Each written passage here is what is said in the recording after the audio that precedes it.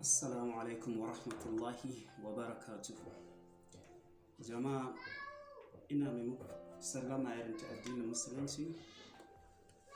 In ba mu manta ba a wancan classes ɗin da muka yi mun yi magana ne gaba ɗaya kan Microsoft Word, and insha Allah kuma ina ga mun gama da Microsoft Word, sai dai mutum idan yana da ɗan tambaya haka ko wani abin da bai gane ba zai iya contacting ina through my channel.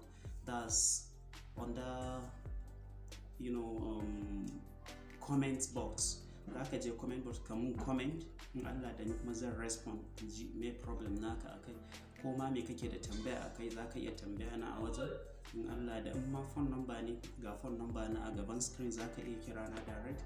In Allah da mai magana, in dai mutum ya sa a ran shi zai koyi kwamfuta, in Allah da in dai yana bi na channel ina mai suna Alfahari Arewa TV, in Allah da ba abin da zai gagare shi. Kamar wasu na sha maganin nan zaka ga suna da kwamfuta, wasu suna da shi sun siya, wani yana office ne na aiki gashi kuma abin da yake ba shi wuya za a ce kwamfuta yayi abu a kwamfuta amma yakan ba shi wuya. So don't worry, idan har in ba za ka damu ba za ka dinga bi na channel dina. Yanzu mun gama Microsoft Word, in baka taba bin channel din ba yanzu idan ka bi na bayan za ka ga Microsoft Word. Mu yi magana akan Microsoft Word, duk abin da baka gane ban Allah da kai comment akai, in ko ka kira ni ga phone number na akan screen. Allah da za ka kira ni kuma Allah da zan ansa ma, zan ji me problem naka kuma Allah da zan respond. So yanzu magana da za mu je direct to electronic spreadsheet. Ana ta electronic spreadsheet saboda yawanci shi agun amfani da shi akan yi amfani wajen calculation ne ake amfani da shi electronic spreadsheet, wanda mu a nan wanda package da muka ɗauka a cikin electronic spreadsheet shine Microsoft Excel. Microsoft Excel shi muka fi amfani da shi a ciki. So na san wani zai dinga cewa to Microsoft Excel, what is Microsoft Excel? Okay, by definition, in the definition ne zamu iya Microsoft Excel is an application package under electronic spreadsheet which is mainly used for database calculation, financial calculation, budgeting calculation, income and expenditure analysis, etc. So duka wayannan definition ya zo yana magana akan mene calculation. Ko da bank ne ma sukan yi amfani da menene Microsoft Excel ta gurin aiki saboda ya fi daɗi. Businessmen su ma sukan na yin amfani da shi. Wani yana amfani da, ya kamata a ce yana amfani da Excel amma saboda bai iya ba haka zai bar shi. In Allah da ka bi na channel ɗina, wannan theory class ne a haɗe da practical class. Abin da ya sa na sa theory a jiki saboda Microsoft Excel ba irin Microsoft Word bane. Kafin ka shiga practical akwai wasu abu da ake so ka sani under theory, shi sa na ɗan yi wannan ɗan ƙaramin class wanda na san masu kallo mabiya na Allah yadda ba zai ɗaure musu kai ba. Wannan definition da na akan Microsoft Excel shine definition nashi. Haka kuma akwai abin da nake so mu sani, zan yi magana akan features of Microsoft Excel, irin abubuwan da suke taimaka Microsoft Excel ya aiki. Kai ma kanka idan kana yi za ka dinga fahimta wannan ne kaza, wannan ne kaza, wannan ne kaza, bara baka a baya ba. Na farko a cikin features sun muna da wani abu da ake ce mai formula bar. Wani dogon waje ne na nan a can sama abin nan naka Microsoft Excel. In muka fara practical class in Allah yadda za mu gani shi akan editing din formula ne a wajen, ko kuma text. Ka rubuta wani abu ka yi mistake, ba irin Microsoft Word bane da za ka yi mistake idan kai ka je ka clicking a kai ka ce za ka gyara. No, shi idan ka je ka clicking a kan box din da yake ka duba formula bar, za ka gan shi a formula bar, sai ka clicking a formula bar sai ka yi editing din abin da za ka yi. Saboda in ba haka ba kana clicking a kan shi ka ce za ka yi editing, kana duk abin da ka danna na cikin asali zai ɓace. So haka amfanin formula bar kenan. Amma wannan muka zo practical class in Allah da komai zai fito fili, za ku gan shi yanda ya kamata. Sannan muna da cell address. Idan muka ce cell address dai mun riga mun sani kwatance ne, to sai aka ce cell address. Kafin ce cell address, shi kanshi cell din yana cikin features na Microsoft Excel. So bana mantawa akwai diploma class inda na koyar da su, nakan tambayan su na ce what is Excel? No, sorry, what is cell? Zan ce musu what is cell? Actually irin ansan da na fi samu shine za su ce mu yawancinsu za ka ji suna cewa cell is a small unit of life, sai yi da ce haka ne, but amma a computer akwai mu yanda muke kiran shi ba irin wancan cells da ka sani ba. So wannan yana that's is the intersection between row and column. Row and column shine cell, wannan dan box din da yake ciki, saboda idan muka duba interface na Microsoft Excel za mu ga gaba ɗayan shi ya kunshi tables ne, za mu ga in form of boxes ne, da cell. So idan muka yi maganar cell address, shi cell address yakan taimaka ma ka san a wani cell kake aiki. Kamar ya das idan muka zo maganar cell mun ce is the intersection between row and column. So row and column a Excel ba amfani da kamar yanzu na baka 1 plus das 20 plus 30 plus 40, karka ce mu wai ka zo ka ce 30 plus wannan yana amfani da cell address ne. Cell address example nashi shine kamar menene, das kamar ce B3 B4 ko kuma G10, das yana amfani da row and column. Amma muka zo practical, na san wani ba zai gane ba, muka zo practical Allah da zaka fahimta da cell address. Sannan kuma bayan cell address muna da wannan row headings. Shi row headings din shine wanda ya tafi a kwance haka, represented by number. Row heading represented by number. It start from 1,048,576. iya yawan shi kenan, shi sa kafin ka an kore shi a Excel page ɗayan shi, that's worksheet ɗayan shi, yan akwai aiki. Haka column heading shi kuma represented by alphabet, shi kuma it start from A to FXD. Shi ma za ka yi tunanin kawai kana Z ka gama no, amma muka zo practical Allah da za ka ga abin ashe ba kaɗan ba ne, yana da yawa. An ka ce ma za ka danna ne sai ka kai shi, za ka iya kai wajen almost 2 hours or 3 hours ka danna ba ka ɗaga ba kuma bai ƙare ba. So wannan kaɗan daga ciki. Sannan a ciki muna da workbook, muna da worksheet. Shi kanshi kamar in aka ce workbook, example kama baka littafi shine workbook. A cikin littafi akwai page. To duk page ɗaya ciki shine worksheet. Shi kuma su ma duka wannan suna under features na Microsoft Excel. So a Microsoft Excel in one worksheet ne muke da row headings 1,048,576 row headings, and also column headings is start from A to FXD. Wannan a cikin sheet ɗaya kenan. Sannan a cikin shi kanshi workbook din, in muka zo zan nuna muku ga how many workbook muke da shi a abin nan workbook Excel din da muka bude, saboda yana zuwa by default a kasan shi. Za ka ga worksheet a kasan shi, sheet 1 sheet 2 sheet 3, in ka ga dama za ka iya karawa. So wannan duk ba wani abu ne, sai mun zo practical. Wannan aikin practical ne, amma abin da ya kamata ku sani shine shi Excel ya kamata a ce mun dan tattauna shi haka kafin mu je straight to practical, yanda ba zai baka wuya ba.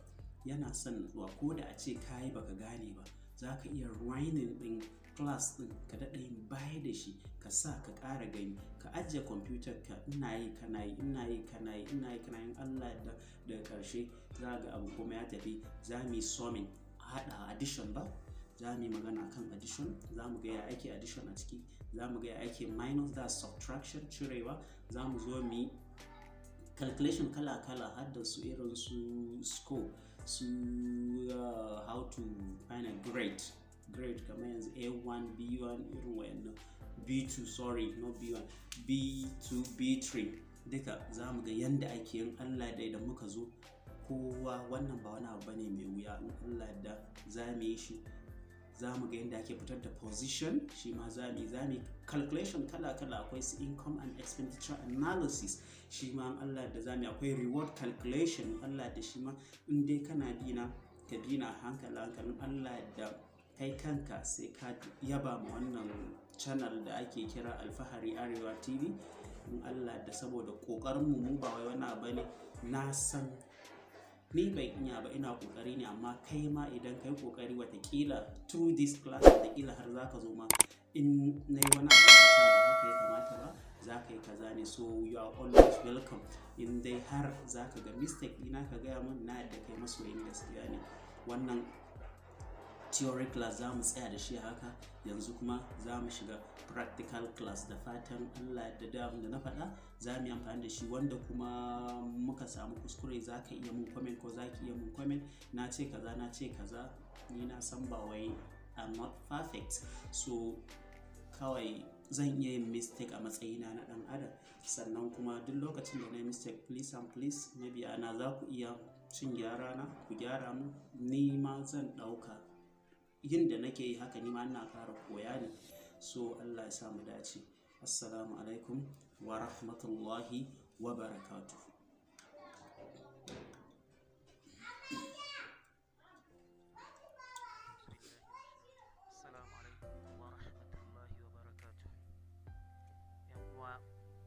Mai muku sallama irin ta addinin musulunci. Mun da sabon wani class da za mu yi magana akan practical na Microsoft Excel. In Allah da wancan karin mun gama akan Microsoft Word, yanzu za mu shiga Microsoft Excel ba tare da bata lokaci ba. Na san mun kalli dan takaitaccen bayani a baya na theory, yanzu kawai practical direct za mu je. Kullum ya kamata na ce idan kawo computer ko ki kawo computer ki dinga refreshing, ki right click a empty space, nan ne empty space gunda ba folder ba icons ba wani abu, sai ki right click ko ka yi right click sai ka ce refresh, right click refresh. Okay, mun refreshing computer mu, yanzu za mu je straight how to launch Microsoft Excel. Ya za mu yi mu buɗe Microsoft Excel namu. Za mu zo first of all sai mu zo nan start button, shi start button, za mu click a start button. In ya buɗe haka sai mu je all program, za mu bi step by step ne all program. Yana nuna mana all program, za mu jira shi zai buɗe mana haka, sai mu je Microsoft Office, gashi Microsoft Office, clicking, in muka danna zai buɗe mana abin da yake kasan shi, ga Microsoft Access, Microsoft Office Access. Sai mu duba wanne ne Excel, ga Excel na biyu, sai mu clicking akan shi haka. In muka yi haka, wannan shine buɗe Microsoft Excel. Idan muka duba interface nashi, dama na gaya mana, na ce interface nashi yana nan, za mu gan shi duka in form of cells ne duka. Wannan box din shi ake kira cell. In ba ku manta ba, mun yi magana akan features na Microsoft Excel. Na ce akwai formula bar, muka zo za mu ga formula bar ɗinmu wannan wajen, gashi wannan farin dogon shine formula bar. Bari ku ga taba shi zai rubuta da kanshi. You see, formula bar, wannan shi ake kira formula bar. Sannan mun yi magana name box, mun ga wannan gun da yasa E5 gashi na sama. Dalilin da yasa E5 sai mu duba nan, mun ga nan E, that's column E, row ɗin shi fa sai mu zo nan haka, mu taho row 5, shi yasa ya bada E5, that's cell address kenan. Gashi ya ba mu cell address. Shi name box yana gaya mana cell address, duk yanda cell address. Yanzu barin clicking a mai B din nan, B ya sa B1, mun gani B1. To amma me dalilin da yasa ya sa B1? Sai mu ga B a saman nan, ga 1 a nan, so yana daukan column sai ya tafi da row, shine zai baka cell address. Ina fatan muna ganewa. So wannan shine cell address. Sannan mun yi magana akan row headings namu. Yanzu daga nan mun ga ya fara daga 1 gashi.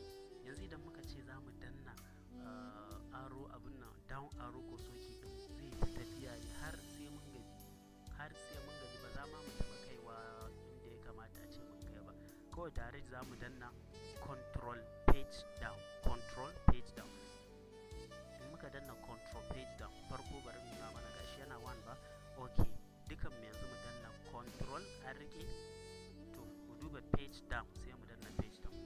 In muka duba ƙarshen nan me ya bamu, gashi 1,048,576 rules da muke da shi gaba ɗaya cikin one worksheet. Wannan gaba ɗaya cikin nan wajen haka shine sheet 1, gashi sheet 1, sheet 2, sheet 3. So idan muna so ya dawo haka, za mu ƙara danna control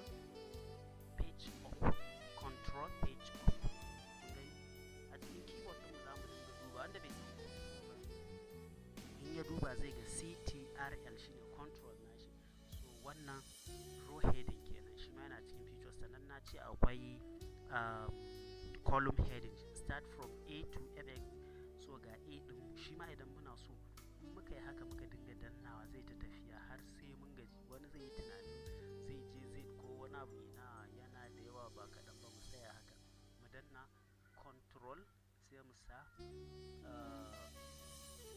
arrow ko soki namu da ya kalli right wanda ya tafi gefen hannun dama sai mu danna shi. In muka danna shi gashi ba mu XFD, das wannan shine ƙarshe, yana da yawa ba kaɗan ba. Haka idan zai dawo muka danna control sai mu danna arrow da ya nuna mana ta hannun hagu, das left hand side kenan naka. Arrow ko soki naka shine ɗaya ya kalli sama, ɗaya ƙasa, ɗaya nan gefe, ɗaya can gefe. To sai ka danna control kar ka ɗaga, sai ka danna left arrow ko soki za ga ya dawo A. Mun gani gashi ya dawo A. So wannan kaɗan kenan daga cikin irin yanayin yanda features nashi yake. Sannan na gaya muku by default sheet din yana zuwa by sheet 3 ga 1 ga 2 ga 3. Kai in kana so ka ƙara an ka zo ka samu nan ka danna haka mun ga ya zama sheet 4. So haka zaka dinga ƙara shi sheet din da kake so. So that means zaka iya aiki a cikin Microsoft Excel ɗinka ba tare da ka canja wani page ba. Zaka daga irin ƙasan nan zaka zo page da kake so abinka ka caccanja duk wanda kake so. In kai kawai zaka ga yama. So yanzu idan muka zo nan yanzu muna cikin interface na Microsoft Excel. I hope na gane. Na ce mana cell, wannan abun guda ɗaya box ɗin nan shine cell. Shi name box yana nuna mana cell ɗin me yake nan, shi wani cell address ya ɗauka. Yanzu da na clicking anan mu duba cell address ɗin mu box name box gashi nan me nuna J4 ko J4. Ya aka samu J4 ga J a saman nan column, aka gangaro daidai kan inda ya tsaya sai a tafi haka zuwa row din mu ga number nawa zai bayar. Mun gani J4 kenan. Wannan yanda ake gane cell address kenan. Sannan kafin mu je akwai match cell kamar yanda muka nuna cikin Microsoft Word. Na nuna idan muna amfani da table yanda za mu yi margin cell, to wannan shi nashi ma ya fi sauki. In ka clicking guda ɗaya, let's say a ce za ka rubuta wani abu ne nan, ko let's say gashi bari mu fara kana a ce ka ce name, sai kana so ka hada da wannan cell din 1 and 2 ka hada su sai ka fitar da shi a ya zama guda ɗaya. Da za mu yi margin cell. So shi idan kai za ka danna shift a cikin keyboard ɗinka, bayan ka sa shi a inda yake ka danna shift kar ka daga, sai ka danna down arrow ko soki so ɗaya. Mun gani ya zama ka highlighting din wannan 1 and 2 kenan. Sai ka zo nan wajen, in ka sa mouse ɗinka ma ka bashi me yace merge and center, sai mu danna shi. So nan already ya riga ya margin cell ɗaya ya koma biyu. Bari gwada rubuta abu a ciki ku gani yanda zai nuna. Muna gani mu ce names, mun sa names mun gama. To mu zo nan a ce nan kuma daga nan mu haɗa shi ya je kamar irin BCDEFG, mu margin nashi ya zama guda ɗaya. Sai mu danna shift kar mu manta yana taimakon mu wajen highlighting. Okay, na danna shift sai in danna right arrow ko soki tun daga gaba nake so ya tafi. Gashi 1 2 3 ban fadda kar fa a sake shift. In ka sake shift ba zai yi ba, za ka danna shift ka ci gaba da danna arrow ko soki so ɗaya haka za ga yana tafiya. Muna gani sai ka bar shi haka, sai ka je match and center gashi a saman nan. Kar da mu dinga manta in ka danna shi ya maji shi. Idan kai ba sai ka clicking kuma ciki ka rubutu ba, a'a kana yi kawai sai ka rubuta wanda kake so ka rubuta. Yanzu mu rubuta subject. Na rubuta subject, muna gane. So a nan zan rubuta su subject ɗin da nake so. Nan ƙasan nan kuma zan rubuta sunaye. Bari mu ga shi 2 ɗin nan kamar na yi aikin yawwa. In muka kula gashi nan gun da na sa names, nan gun na margin nashi na sa subjects. Sannan nan muna da maths, English, physics, chemistry, biology, geography, then total, average. So yau me ya kamata mu magana akan summing, yanda za mu haɗa waɗannan nambobin na yanda za mu haɗa su. Shi na gaya mana tun farko ba a haɗa shi a ce wai kamar yanzu a ce tunda na Abdullahi Sani sai mu ce 35 ok, ba za mu using wannan abin nan din ba. Idan muka ce za mu using wannan, bari mu ba mu misalin guda ɗaya a ƙasa. Let's say a ce this is wannan, mu ce nan, mu ce use sunusi, mun gane? A nan mun sa sunusi, sai nan a ce nan ga English din shi a nan, English, muna fahimta? Sannan nan a ce maths, ko mu bar shi a guda biyu tunda misali zami. Nan a ce ga Isa, wannan a ce Lamin, gashi nan duka mun sassaka. Wannan a English ga abin da ya ci let's say a ce 55. A maths ya ci nawa? Ya ci let's say 60. So kowanne da irin mark ɗin da ya ci. Idan muka duba let's say a ce duka za mu haɗa, to mu da saman nan yadda za mu fahimta. Na mana misali nan maths, English, muna neman total ɗin duka wa'annan abu, wa'annan total ɗin su ke nema. Muka zo muka sa an sai mu ce to Abdullahi Sani nawa ya ci? Nawa ya ci? Yanzu za mu yi calculating. Always kullum kar ku manta idan za ku yi calculating a Microsoft Excel yakan fara da equal sign. That's yana fara da me? Equal sign. Sai ka duba ka danna equal sign. Kun ga na sa na kafin sai ka ce za ka fara da equal sign, mu ce sum. Mun gani? Kullum in za ka yi calculation dai za ka summing ne, in za ka haɗa wasu nambobi haka kai za ga shi ma yana ƙoƙarin taimaka ma a ƙasa. Sai ka zo sai ka ce open brackets. Das in ka danna open bracket naka, gashi open bracket ɗina ya buɗe ba, sai in duba under mass ɗina gashi nan 55. Ba zan ce 55 ba ne, sai in duba cell address ɗin 55 gashi 55 yana under wani column, yana under B. Row ɗin shi fa yana under 3, zai zama B3. So mu da cikin nan gashi B, muna gani sai in sa 3. Idan muka duba 55 mun ga ya zama green ko? So that's me muna tafiya daidai. Sai ka danna comma. In ka sa comma sai ka daɗa cewa menene?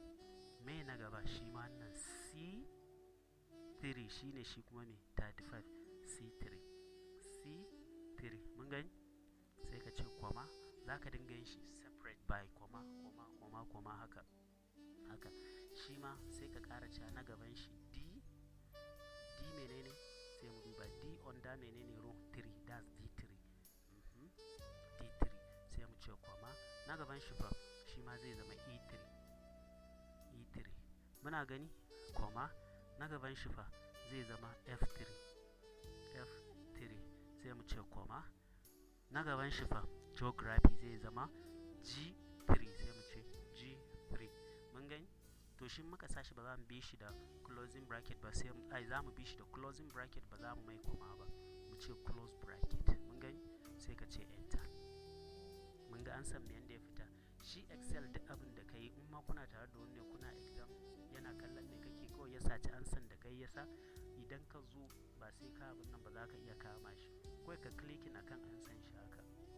In ka clicking to mu duba formula ba, ga formula ba din mun ga abin da muka yi, sum equals to sum open bracket B3, C3, D3, E3, F3, G3, closing bracket enter. Wannan na farko kenan, hanya ta farko, hanyar da tafi sauki kafin dai ta mai kore mana. Na ga agogo yana dan mun flashing. Okay, kafin dai ta mai kore mana, bari nuna mana hanya ɗaya kuma wacce tafi kowanne sauki, ko wacce guda biyu. Na farko, idan kai wannan method ɗin ka samu ansan ka, to ba sai ka ƙara zuwa ka clicking a nan shi ma ka mai ba, sai ka zo wannan ɗan bakin abu, wannan ɗan dot ɗin nan. Mun gani? Bari sa mouse pointer ma kai, za mu ga mouse pointer mu ya canja ya zama wani plus haka. Mun gani? To sai ka danna left click cikin mouse ɗinka, sai ka dragging nashi down, ka janyo shi ƙasa, kar ka sake left ɗin nan, ka riƙe shi. In ka riƙe kar ka sake, sai ka zo daidai nan sai ka sake. Mun gani? Automatically ya mana. Kuma idan muka clicking akai a sama zai nuna mana ga abin da aka samu. Mun ga hanya mai sauƙi kenan na biyu. So bari in deleting waɗannan duka. In na deleting nasu gashi.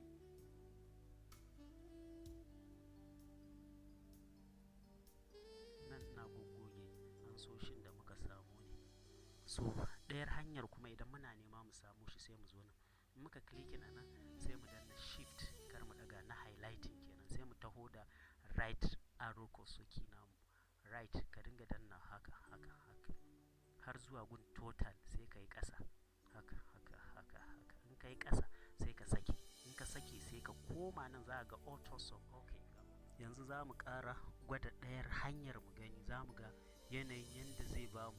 Mun yi na farko mun gani, yanzu bari mu ga wannan. That's the simplest one a ciki. Wannan ya fi kowanne sauƙi. Idan ka highlighting tun daga kan nambobin kawai za ka highlighting, dukkan ka highlighting da gun da total ɗin ka haɗa, sai ka highlighting, sai ka zo nan ka ce auto sum.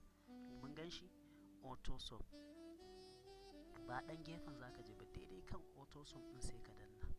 You see, mun gani muna danna gashi ya mana calculation ɗin komai kun kaga babu wani ɓata lokaci kenan.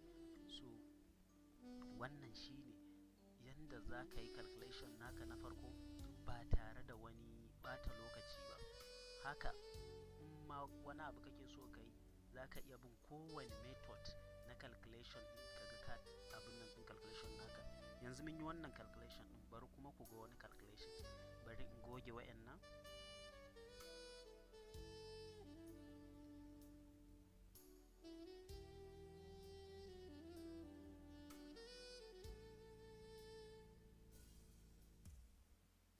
Okay, to yanzu kuma still wancan ba kuma wanta ba, mun yi da mai comma. Mun yi using cell address, sannan muka using comma, that's equals to sum open bracket, that's it. So yanzu ma idan za mu kar mu manta, sai mu ce equals to, sai mu sa sum sum, sai mu ce open brackets. So idan muka sa open brackets zai buɗe mana bracket. Mun gani? Das yanzu za mu iya fara. If you like, wancan mun using comma. In ka ga dama wannan ka using semicolon. Kamanya sai mu duba na farkon nan, wannan na farkon gashi. Das 55 yana under which cell address kenan? Sai mu ce B ga B column. Das B menene? Das da B3. So mu sa B3. Mun gani? Idan muka sa B3 sai mu sa semicolon din mu. In ka danna shift sai ka danna. In ka danna shi zai fito ma. Mun sa semicolon din mu. Muna gani? Na sa semicolon. Tunda na sa semicolon yanzu sai in duba na can ƙarshe. That's geography. Bari in taɓa biyun nan, wayannan da suke nan ba, sai yanzu geography. Shi kuma mai cell address na shi sai mu ce G3. Muna gani? G3 ga 3 ɗin shi. G3 sai mu sa G3. Mun gani? Kana sa shi za ka ga yayi blue zane haka. Ya kewaye duka waɗannan dasmin duka suna ciki, sai ka ce close bracket. In ka closing bracket naka ka danna enter, kaga ya baka. Wannan shi ma wata hanya ce ta nemo summing. Haka again idan ka ga dama, yanzu bar mai na biyun nan shi ma sai mu ce equals to, sai mu ce sum open bracket. Mun yi sum open bracket ba, to sai mu ce B, tunda na biyun nan yanzu zami, shi kuma za mu ce menene, sai mu duba nan. Yana under one column, yana under B gashi 65. B mene? B4. Sai mu ce B4 gashi mun sa B4. Sai mu ce plus. Idan muka ce plus zai ba mu abin da muke so ne. Mun gani? Plus ina nuna mana different way inda kake so za ka yi amfani. Ka sa plus naka sai ka zo kan na gaba. Na gaban shi ne 76. Saman shi column din shi menene? C3. Mun gani? Sai mu sa nan din za mu ga C3 zai fita. C3. So idan muka sa C3 mun ga inda ya kai mu, dasmin ba mu yi daidai ba kenan. sai mu yi backspace. C3 sai mu duba na farko mai muka ce B4, duka in ka kula da 4 zai dinga tafiya. Shi ma wannan sai mu ce C4, you understand? C4 mun ga ya rufe shi, sai mu ce mai plus din shi ma plus, sai mu ce na gaba menene D4 shi ma D4 muna gani, sai mu ce plus na gaba fa, that's very good, E4 mun gani ya rufe shi, sai mu ce plus muna gani na gaba fa F4, that's it, F4 shi ma sai mu ce mai plus. Ina fata dai ana bi na muna bi a hankali yadda mutum ba zai rikice ba. In ka kasa wancan ga wannan, okay, B4 sai na gaban shi da last one which is geography, shi kuma G4, idan ka gama babu ruwanka da yin wani abu sai dai ka closing brackets, that's close bracket. Na closing bracket ba, gashi mun gani, sai ka danna enter a jikin keyboard naka. Mun gani ya ba mu ansa. So wannan hanyoyi ne ta samo da in za ka yi summing din number ka ko wani abu, duka yanda za ka yi. In ka gama, in ma kana sauri, yanzu yanda na yi wannan sai in zo nan wajen wancan method din, sai in kama shi nan wajen, mouse pointer na ya zama plus, sai in danna menene naji zan danna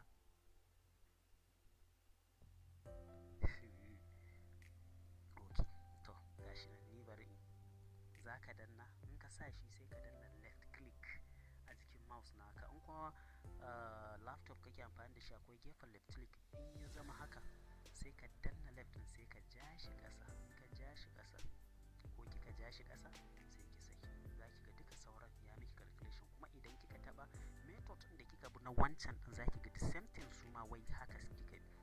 Gani that's equals to sum open bracket, muna da kallo a ina formula bar din mu gashi nan, aka ce equals to sum open bracket B9 plus, that's abin da yasa ya ce B9 a nan na sa, muna gani na sa shi ne a nan, daga wannan in muka ce B9 gashi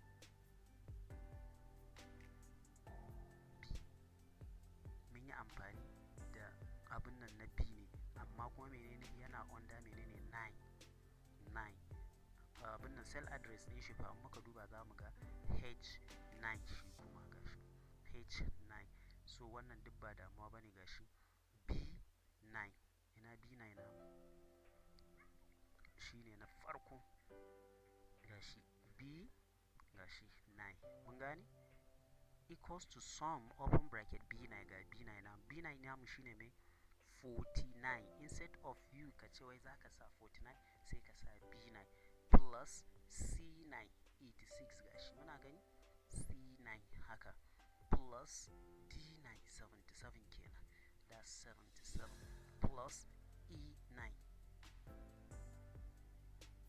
muka ce plus E9 shi ma zai bamu 59 kenan plus F9 gashi nan plus 9 plus G9, that's na ƙarshen kenan gashi plus G9, mun gani. So haka abin yake tafiya. So wannan shine abin da za mu yi a cikin Microsoft Excel. Next class in Allah yadda kuma za mu yi magana akan average, after average, haka za mu dinga dubbin dai abin bit by bit, a hankali kaɗan yanda mai kallon Allah yadda ya ajiye kwamfutar shi ba abin da zai kasa, sai dai in abu ya kulle mai ka zai iya mun tambaya a cikin true channel ɗina Alfahari Arewa TV, ko kuma phone number na da nake sa a gaban screen ɗina idan ina class haka, za ka iya kira na ka mun tambaya, ni kuma Allah yadda zan baka ansa daidai ya gwargwado. So kadda ya manta duk lokacin da aka zo idan an yi abu ba a gane ba, a yi rewinding ɗin bidiyon a ɗan mayar da shi ba, a duba a gani. Wannan shi ne na farko, muka ce menene za ka haɗa cell guda biyu a nan, ka haɗa cell guda biyu a nan, ka yi margin nasiya, za ka yi margin kana taɓa shi ka highlighting ɗin guda biyu sai ka zo nan ga margin, in ka danna yanzu da zan danna zai fita a cikin margin ɗin kai, mun gani ya fita a margin, sai sai ya zama nan ga cell ɗaya nan ga cell ɗaya. So idan kuma zan daɗa haɗa shi fa sai in danna shift tunda na sa shi akan 1 din, sai in danna shift, kar in daga shift din, sai in danna down arrow ko soki so ɗaya, arrow down key din nan ka danna shi so ɗaya. Okay, in ka danna shi so ɗaya sai ka yi haka, kaga ya highlighting, yana highlighting sai ka dawo nan ka ce merge and center. Mun gane? Merge and center. In ma yane ne ka taɓa nan gefe gashi nan muna gani merge and center. Gashi duk yanda kai ba wanda ba zai ma ba. Mun gani merge, yanda ake margin haka ma na haɗa wa'annan dukansu na margin nasu da duk abin da yake under shi da subject kenan wa'annan. Nan total nan average. Yanzu mun yi magana akan yanda ake samun total da summing, yanda zaka summing din abu. Wani zai ga Excel kamar yana da wuya, amma ba shi da wuya idan ka tsaya kan in Allah da, in dai kana bi na a channel ɗina ne suna Alfahari Arewa TV, in Allah da ba abin da zai gagara. Ina ga wannan shine ƙarshen class